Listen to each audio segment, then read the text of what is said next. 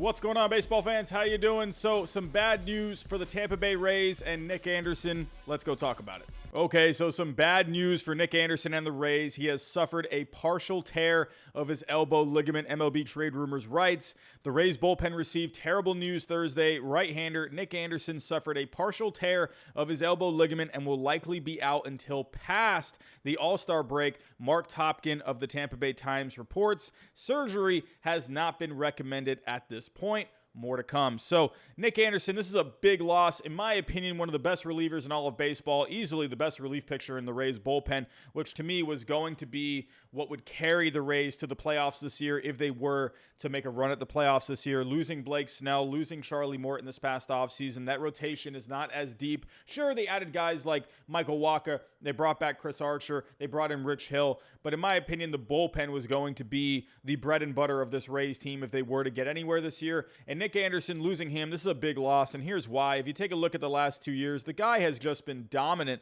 Over the last 2 years, he's averaged a 2.77 ERA, a 2.15 FIP, 15 strikeouts per nine, a little over 2 walks per nine, 1 home run per nine. Those are just nasty numbers. If you take a look at the advanced numbers too, he tends to give up some hard hit balls here and there. He does give up some exit velocity, but the expected numbers were just great all across the board. Gets a lot of strikeouts. He ranked in the top 1% in strikeouts for relief pitchers. I mean, he doesn't give up a lot of walks, good spin rate on the fastball, good velocity, gets a lot of swing and misses. I mean, you know, Nick Anderson, this is a big blow. If we go look at the PECOTA projections, the PECOTA was really liking the Rays coming into this year, 86 and 76, a bit of a drop-off from this past year, but they were still projecting them to be a second-place team.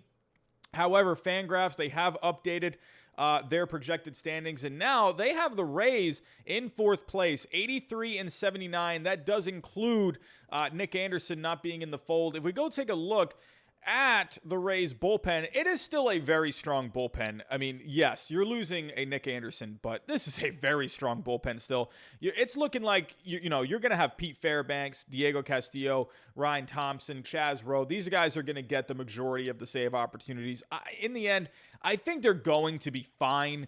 If this bullpen can keep doing what this bullpen has been doing for a couple of years now, I think they're going to be great.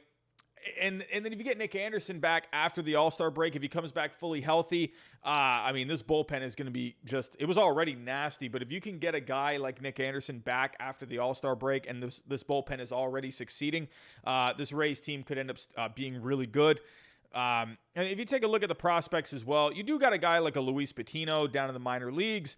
Could he maybe have a bullpen role? We'll have to wait and see. I mean, you do got Shane McClanahan there, Brendan McKay. Could we maybe see something from him? Could maybe Shane Baz maybe see some action? I mean, the one thing about the Rays is they have just good depth at the major league roster, but they also have great depth in the minor league system as well. So let me know what you guys think down below in the comments. Do you think this is going to really affect the Rays this year? Tell me what you think down below, but that's all I got for this video. Thanks for watching, and I'll talk to you next time.